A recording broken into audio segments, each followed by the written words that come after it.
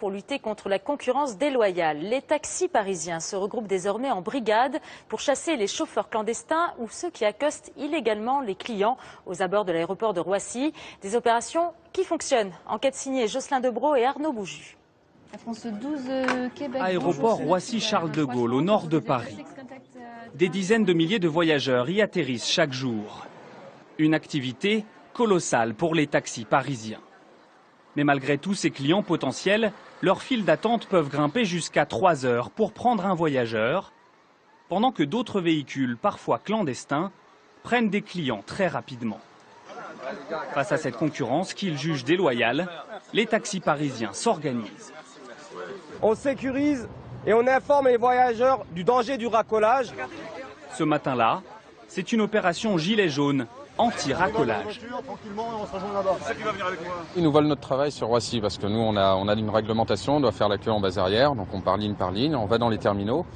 Et eux, ils arrivent comme ça directement, ils vont directement à la sortie des douanes et ils prennent nos clients alors que nous, on attend bêtement dans les voitures. Bon, je prends du monde avec moi si vous voulez. Leur mission, occuper les terminaux pour faire fuir les faux taxis et ceux qui racolent illégalement.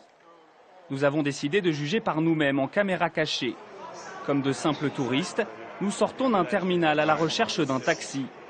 30 secondes plus tard, nous sommes abordés par un homme qui nous propose ses services. Taxi? Si. Ok. Il nous présente une carte où figure bien en évidence un logo du ministère du Tourisme. Mais tout est faux. L'homme n'est ni un taxi ni un VTC. Direction le parking public.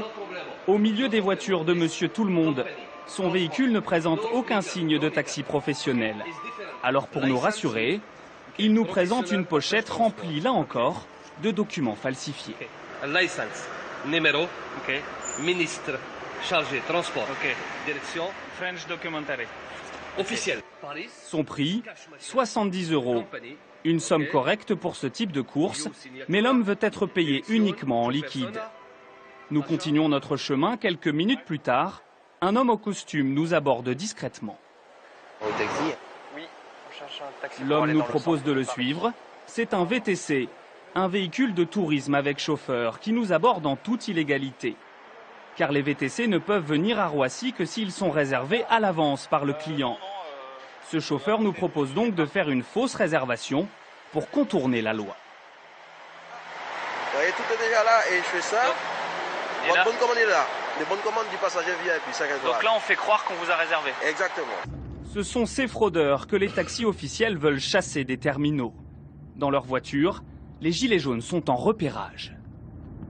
Les trois là, ils sont en attente, ils attendent que les vols arrivent en fait pour racoler. Vous voyez, les trois là, ça c'est des racoleurs. Qu'est-ce qu'ils font exactement? En fait, ils ont sûrement un rabatteur à l'intérieur qui va leur amener les clients ici. Lui c'est un racoleur aussi. Il a une petite pancarte. Une fois les faux taxis ciblés, l'opération Gilet jaune peut commencer. Sans violence, les taxis officiels occupent l'espace pour disperser les taxis clandestins. À l'arrivée des Gilets jaunes, plusieurs d'entre eux tournent les talons. En quelques minutes, le parking se vide. L'opération anti-racolage est un succès. Quand il y a l'opération taxi officielle qui arrive dans les terminaux pour empêcher les racoleurs de charger, notre temps d'attente des taxis qui attendent légalement est divisé par 2. Tout simplement, quand il y a des grosses opérations de contrôle de la police, c'est pareil, notre temps d'attente est divisé par 2. Il y a des personnes qui risquent de vous dire... À l'intérieur des terminaux, d'autres gilets jaunes informent les voyageurs et les dirigent vers les taxis officiels. Depuis plusieurs semaines, ils organisent 1 à 2 opérations de ce type chaque mois.